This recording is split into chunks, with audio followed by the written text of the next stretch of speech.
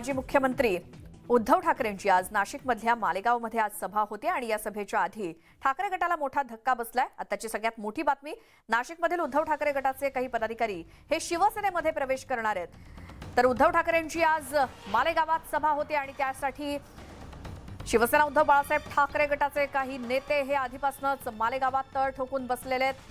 विनायक राऊत असतील किंवा संजय राऊत हे देखील मालेगावात आधीच तळ ठोकून बसलेत आणि उद्धव ठाकरेंची आज नाशिकमधल्या मालेगावात मोठी सभा होतीये आणि या सभेच्या आधीच ठाकरे गटाला मोठा धक्का बसलाय, कारण नाशिकमधील उद्धव ठाकरे गटाचे काही पदाधिकारी आज बाळासाहेबांची शिवसेना पक्षामध्ये प्रवेश करणार आहेत।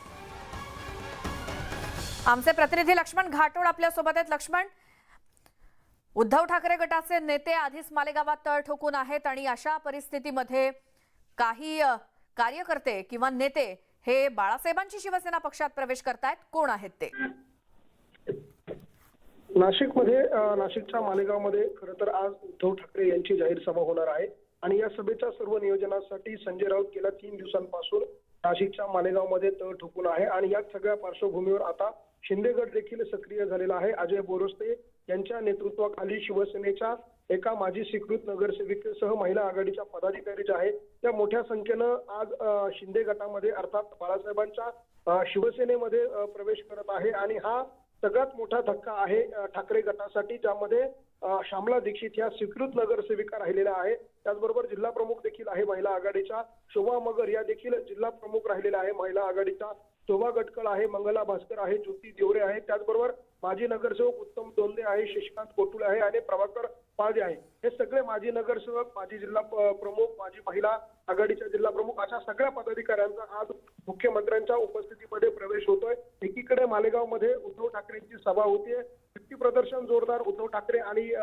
ठाकरे सेनेकडनं केलं जाणार आहे आणि अशा सगळ्या परिस्थितीमध्ये शिंदे गटाकडनं देखील अशा सगळ्या परिस्थितीत शक्ती प्रदर्शन असताना एक शह देण्याचा प्रयत्न केला जातोय।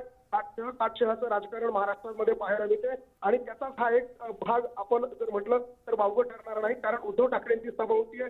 संजय राऊत दादा भुसेंच्या मतदारसंघामध्ये 3 दिवसांपासून तळ ठोकून आहे आणि अशा सगळ्या परिस्थितीमध्ये शिवसेनेच्या गटातले पदाधिकारी शिंदे गटात जात आहे, हा निश्चितपणे शिवसेनेला अर्थात उद्धव ठाकरेंच्या सेनेला धक्का आहे। बिलकुल लक्ष्मण, धन्यवाद तुम्ही दिलेल्या सगळ्या माहितीसाठी। आता शिवसेनेमध्ये उभी फूट पडल्यानंतर उद्धव ठाकरेंची आज पहिल्यांदाच मालेगावात सभा पार पडतेय आणि मालेगावच्या महाराजा सयाजीराव गायकवाड महाविद्यालयाच्या मैदानावरती संध्याकाळी ही सभा होणार आहे। सध्या हिंदुत्वाच्या मुद्द्यावरती राजकारण सुरू असून मनसे अध्यक्ष राज ठाकरेंनी गुढीपाडव्याच्या सभेत अनेक मुद्दे उपस्थित केले होते आणि त्यानंतर आता मालेगावात अनेक ठिकाणी उर्दू भाषेत बॅनर लावले असून उद्धव ठाकरेंच्या सभेसाठी मुस्लिम बांधवांनी जास्तीत जास्त संख्येने हजर राहावं असं आवाहन करण्यात आलंय। तसंच भागभांडवल घोटाळ्याचा आरोप असलेले शिवसेनेचे नेते आणि पालकमंत्री दादा भुसे यांच्यावरती उद्धव ठाकरे काय बोलतात याविषयी देखील उत्सुकता आहे।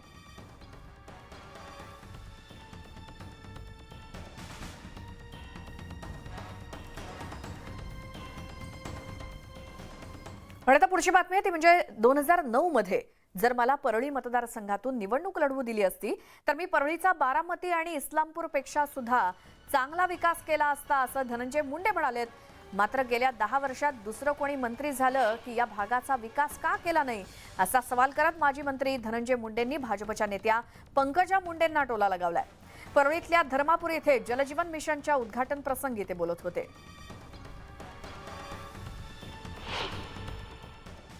पण आज ना तुम्ही केंद्रात आहात ना राज्यात आहात, पण तरी तुम्हाला वाटतंय की जलजीवनचं भूमिपूजन करावं, करा, आमचं काय म्हणणं नाही, आमचा याला मिळत नाही। या जलजीवनचं जर श्रेय तुम्हाला घ्यायचंय तर मागच्या 10 वर्षामध्ये आपण ज्यावेळेस लोकप्रतिनिधी होता त्यावेळेस या भागाचं जे विकास तुम्ही खुंटवला त्याचं सुद्धा श्रेय घ्यावं लागेल, नुसतं जलजीवनचं श्रेय घेऊन जमणार नाही। तर राहुल गांधींची खासदारकी रद्द केल्यानंतर विरोधकांकडून केंद्र सरकारवरती टीकेची झोड उठवली जाते आणि माजी मंत्री धनंजय मुंडे यांनी देखील केंद्र सरकारवरती सडकून टीका केली। लोकशाहीचा गळा दाबणारं सरकार आजपर्यंत ना देशात पाहिलं ना राज्यात पाहिलं होतं असं धनंजय मुंडे म्हणाले। तर परिस्थिती अशी झाली आहे की विरोधात कोणी काही बोललं की त्याची प्रकरणं बाहेर काढली जातात आम्ही प्रकरणं काढायची ठरवली तर याच शिवरायांच्या मातीत तुम्हाला गाडल्याशिवाय राहणार नाही, असा इशारा देखील धनंजय मुंडेंनी दिला. बोलले राहुल गांधी कुठे? कर्नाटकात. केस दाखल झाली कुठं? गुजरातला. निकाल लागला काय? म्हणले माफी मागा नाही तर सजा कबूल करा. ते म्हणला सजा द्या, मी माफी मागणार नाही. सदस्यत्व रद्द. असल्या लोकशाहीचा गळा दाबणार आजपर्यंत सरकार ना देशात पाहिलं ना आज या महाराष्ट्रात आलेलं सरकार आम्ही पाहतोय. अरे परिस्थिती अशी झाली, विरोधात बोलला त्याचं काढायला काहीतरी. शिर्डीमध्ये सुरू असलेल्या महापशुधन एक्स्पोचा मुख्यमंत्री एकनाथ शिंदे यांच्या उपस्थितीत आज समारोप होणार आहे. दुपारी महाएक्स्पोला मुख्यमंत्री उपस्थित राहतील. या महाएक्स्पोला मंत्री गिरीश महाजन, पशुसंवर्धन मंत्री राधाकृष्ण विखे पाटील देखील हजेरी लावणार आहेत. आणि गेल्या 3 दिवसांपासून सुरू असलेल्या या पशुधन एक्स्पोमध्ये हजारो शेतकऱ्यांनी हजेरी लावली आहे. नवनवीन तंत्रज्ञान आणि अडचणींवरती कशी मात करावी यासाठी तज्ज्ञांचं मार्गदर्शन या महाएक्स्पोमध्ये केलं गेलंय. याचा हजारो शेतकऱ्यांनी लाभ घेतलाय.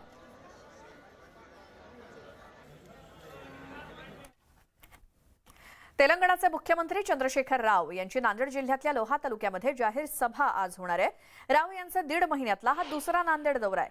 पक्ष विस्तार केल्यानंतर बीआरएसची मागील 2 महिन्यामध्ये नांदेडमध्ये ही दुसरी सभा आहे. आणि या सभेत नांदेडमधील राष्ट्रवादीचे माजी आमदार शंकरअण्णा धोंडगे यांच्यासह अनेक जण बीआरएसमध्ये प्रवेश करणार आहेत.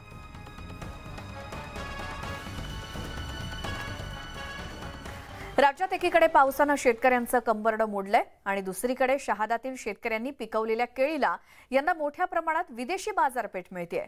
शहादा तालुक्यातील ब्राह्मणपुरी तिखोरा या परिसरातील केळी आखाती देशामध्ये निर्यातीसाठी जात असल्याचं दिसतंय. शहाद्यातील केळी ही इराण, इराक आणि दुबईमध्ये जात असून एकट्या ब्राह्मणपुरी गावातून 15,000 टन केळी विदेशात पाठवण्यात आली आहेत. रमजानच्या पार्श्वभूमीवर शहाद्यातील केळींना व्यापाऱ्यांकडून चांगला भाव मिळतोय. त्याच्यात 10 एकर केळी आहे. 10 एकर केळीमधून एक झाडाला 100 रुपये खर्च आला आहे. ते 4 पटीने मला त्याच्या मोबदला भेटतोय. त्याच्यानंतर मला जे मी आनंदात आहे. मला त्याचे नुकसान भरपाई कोरोना काळ जे झालं ते निघून गेलं आहे. आता पांढऱ्या सोन्याचे दर दिवसेंदिवस पडत असल्यामुळे शेतकरी वर्गाची चिंता वाढली आणि वाढलेलं कर्ज आणि मजुरांचे पैसे देण्यासाठी शेतकऱ्याला आता कमी दरानं नाईलाजास्तव कापसाची विक्री करावी लागते. गेल्या वर्षीप्रमाणे यावर्षी कापसाला जास्तीचे दर मिळतील या अपेक्षेनं जिल्ह्यातील शेतकऱ्यांनी कापसाची मोठ्या प्रमाणात लागवड केली. मात्र अपेक्षित दर मिळत नसल्यामुळे हजारो क्विंटल कापूस शेतकऱ्यांच्या घरातच पडू नये.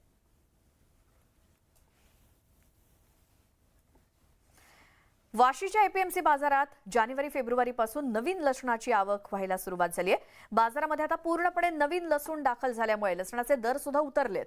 घाऊक बाजारात लसणाचा प्रति किलो दर 80 ते 110 रुपयांवरून आता थेट 50 ते 85 रुपयांवरती गेलाय. मध्य प्रदेशातून 20 गाड्या बाजारात दाखल झाल्यात. यात देशी आणि उटी असे 2 प्रकारचे लसूण आहेत. उटी लसणाची अधिक दराने विक्री होत असून या लसणाला प्रति किलो 40 ते 85 रुपये तर देशी लसणाला 30 ते 50 रुपयांचा दर मिळतोय.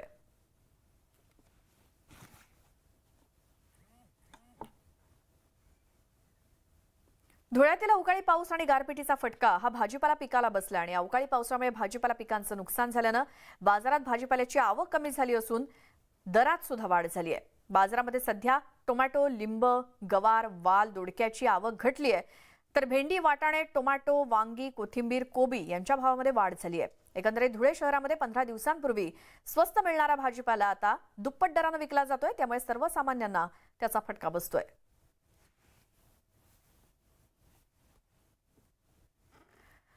पैसे झटपट दुप्पट करण्याच्या आमिषाला भले भले फसतात आणि असाच एक प्रकार घडलाय गोंदियामध्ये. इथे तर केमिकलमध्ये 10,000 रुपयांच्या नोटा ठेवल्यास 2.5 लाख रुपये होतात असं भामट्यांच्या टोळीनं सांगितलं आणि फसवणूक केली. आरोपीने 10,000 रुपयाच्या नोटा एका केमिकलमध्ये ठेवल्यास काही तासात त्या नोटांमधून 2.5 लाख रुपये तयार होतात असं सांगून पीडितेची फसवणूक करण्यात आली. 10,000 रुपयांना फसवणाऱ्या या आरोपींना स्थानिक गुन्हे शाखेच्या पोलिसांनी अटक केली आणि या कृत्यासाठी जी कार आरोपींनी वापरली त्या कारमधून पोलिसांनी त्यांना गजाआड केलंय.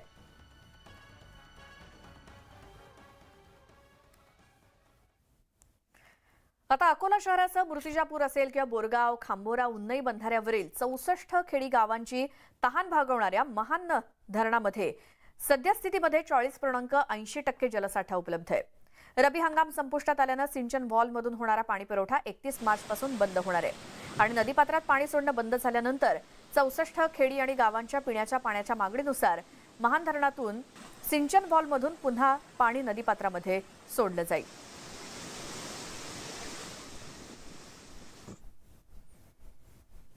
आणि आता बातमी आहे स्मार्ट सिटी अशी ओळख असलेल्या पिंपरी चिंचवडमधून. शहरामध्ये उन्हाचा पारा दिवसेंदिवस वाढतोय, मात्र अशा परिस्थितीतही मुबलक पाणीसाठा असून देखील पिंपरी चिंचवडकरांचा घसा कोरडाच राहणार आहे. कारण ज्या परिसरात पाण्याचं दुर्भिक्ष होतं तिथे शेकडो कोटी रुपये खर्च करून उभारलेल्या जलशुद्धीकरण केंद्राचं काम पूर्ण होऊन देखील उद्घाटनासाठी केवळ मंत्र्यांची वेळ मिळत नसल्यामुळे या जलशुद्धीकरण केंद्रातून पाणी पुरवठा होत नाहीये. आणि हा प्रकार श्रेय लाटण्यासाठी लाखो नागरिकांना वेठीस धरणारा असल्याचा आरोप करत नागरिकांनी महापालिका प्रशासनाच्या विरोधात तीव्र संताप व्यक्त केलाय. चिखलीतील जलशुद्धीकरण प्रकल्प हा पूर्ण झालेला आहे, परंतु केवळ मंत्र्यांना वेळ नाही म्हणून हा प्रकल्पाचं उद्घाटन रखडलेलं आहे आणि नागरिकांना त्यामुळे वेठीस धरलं जात आहे. जर इशारा देते इथे, जर तुम्ही लवकरात लवकर ह्या जलशुद्धीकरण केंद्राचं उद्घाटन केलं नाहीत तर आम्ही आमच्या अजितभाऊ गावाने आमचे सर्व नगरसेवक आम्ही जाऊन तिथं प्रकल्पाचं उद्घाटन करू आणि आमच्या सामान्य नागरिकांना प्यायचं पाणी मुबलक प्रमाणात उपलब्ध करून देऊ. आपण आता रिसेंटली त्याचं सगळं testing including testing of our pipelines, आपल्या नेटवर्कची टेस्टिंग, वॉल वगैरेची सगळं टेस्टिंग आपण आता करून घेतलं आहे. ते जवळपास आता पूर्ण झालं आहे. I think within next about 15 to 20 days by the end of this month we will be able to operationalize it. तो ते खूप आता this going to start very soon. Test करून घेतलाय, सगळं ऑल ओके आहे. शेवटचे काही जे आपले टप्पे आहेत त्याच्यामधले तकनिकी याच्यामध्ये ते आपण पूर्ण करून लवकर त्याची सुरुवात करणार. नवी मुंबईतल्या जवळपास 1 लाख नागरिकांना पाणी टंचाईचा सामना करावा लागतोय. तुर्भे एमआयडीसी परिसरात अपुऱ्या पाणी पुरवठ्यामुळे नागरिक हैराण झालेत आणि या विभागाला पाणी देण्याची जबाबदारी एमआयडीसीची असून सुद्धा एमआयडीसी मात्र पाणी दुसरीकडे वळवत असल्याचा आरोप स्थानिकांनी केलाय. तर पाणी पुरवठा सुरळीत न केल्यास हंडा मोर्चा काढण्याचा इशारा देण्यात आलाय.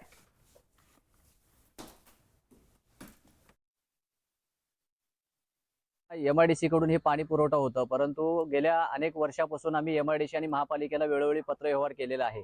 तरी सुद्धा रात्री 2 वाजता 2:30 वाजता या ठिकाणी पाणी सोडलं जातं. आज तुम्ही बघितलं असाल की इंदिरानगर, त्याच प्रकारे चुन्नाभट्टी आणि गणपतीपाडा इथल्या लोकांना पाण्याची खूप समस्या आहे.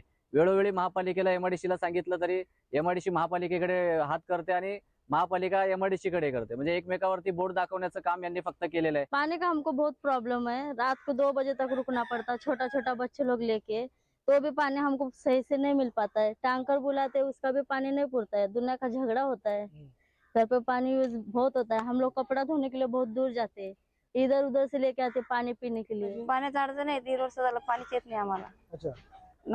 कामाला जायचं आम्हाला टाइमपास होते, ते पाणी भेटत नाही. इथंच मग एक दिवस कामाला जातो, नाही तर घरीच राहतो. अधिकाऱ्यांबरोबर आपण वेळोवेळी बोलत आहोत आणि त्यांना विनंती करत आहोत की नागरिकांना सोयीची होईल अशी वेळ द्या. कारण रात्रीची अवेळ ही ते एकतर मोलमजुरी करणारे लोक आहेत, त्यांना दिवसभर काम करून रात्री पुन्हा पाण्यासाठी जागत राहणं ही चुकीची गोष्ट आहे. तर आपण योग्य वेळी पाणी दिलं तर नागरिकांना त्रास होणार नाही आणि नागरिकांना पाणी योग्य वेळी मिळालंच ते त्याचा साठा करून ते. ब्रेकनंतर तुमचं स्वागत महाराष्ट्र अनलिमिटेडमध्ये. लोकमत समूहातर्फे साहित्य पुरस्कार 2023चं आयोजन करण्यात आलं होतं. ठाण्यातल्या गडकरी रंगायतन या ठिकाणी हा पुरस्कार सोहळा पार पडला. कथा, कादंबरी, कविता, आत्मचरित्र, वैचारिक, ललित अशा विविध क्षेत्रांमध्ये आपला ठसा उमटवणाऱ्या साहित्यिकांचा या कार्यक्रमात गौरव करण्यात आला. लेखक भालचंद्र नेमाडेंना जीवन गौरव पुरस्कारानं सन्मानित करण्यात आलं.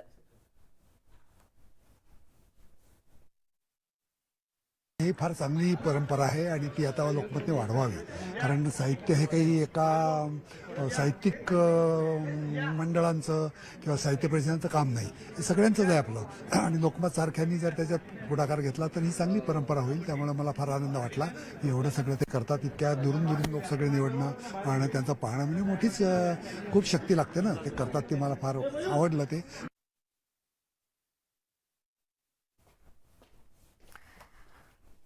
तर या लोकमत पुरस्कारांचं वितरण पार पडलं. जीवन गौरव पुरस्कार भालचंद्र नेमाडे यांना प्रदान करण्यात आला. विविध क्षेत्रातले दिग्गज या पुरस्कार सोहळ्याला उपस्थित होते. 2023 साहित्य पुरस्कारांचं वितरण ठाण्यातल्या गडकरी रंगायतन या ठिकाणी पार पडलं.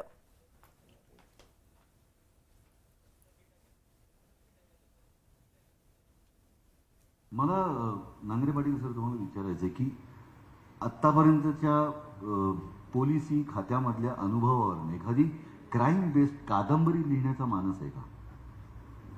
काय आमचा OTT प्लॅटफॉर्म आहे हो, आम्हाला अशा कादंबऱ्या हव्या असतात. रवींद्रनाथ टागोरांच्या कवितेच्या काही ओळी आहेत ज्या मराठीत भाषांतरित झालेल्या आहेत. असशी जेते आताच तेते काम हातीची सोडू नको, नव्या प्रदेशात धुंडुनी काढीन स्वप्न सुखी आळसू नको, घरापासूची कर्मभूमी ती टाक नांगरुणी पांगू नको. त्यामुळे मी नांगरणारा माणूस आहे आणि माझे जे जे अनुभव आहेत ते निश्चितपणे मी मांडतोय. माझ्या एका बॅचमेटच्या जीवनावर खाकी नावाची सिरीज नेटफ्लिक्सवर आलेली आहे, परंतु माझा रिटायरमेंट पर्यंत असं काही लिहायचा प्लॅन नाही आहे. आणि सर 10 वर्ष सर्व्हिस आहे.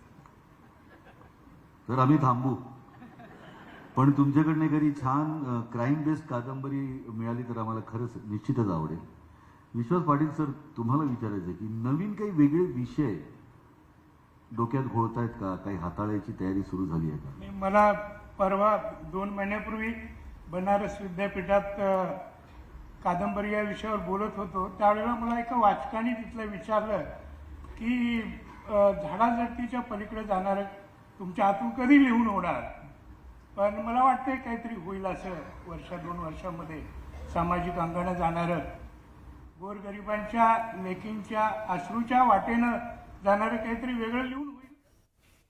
तर ही काही या पुरस्कार सोहळ्यातली क्षणचित्र होती आणि या बातमीसोबतच वेळ झाली आहे महाराष्ट्र अनलिमिटेड या आमच्या विशेष बुलेटिनमध्ये आत्ता इथेच थांबण्याची. आणि सगळ्या ताज्या बातम्यांच्या अपडेटसाठी न्यूज 18 लोकमतच्या YouTube चॅनलला सबस्क्राईब करायला विसरू नका. फेसबुक, ट्विटरवरती सुद्धा आम्हाला फॉलो करा. आणि यानंतरच्या विशेष कार्यक्रमात भविष्यवाणीमध्ये तुम्ही भेटणार आहात माझे सहकारी विशाल परदेशी आणि त्याचसोबत प्रसिद्ध ज्योतिषी चिराग दारूवाला यांच्यासोबत. त्यामुळे तुम्ही पाहत राहा न्यूज 18 लोकमत.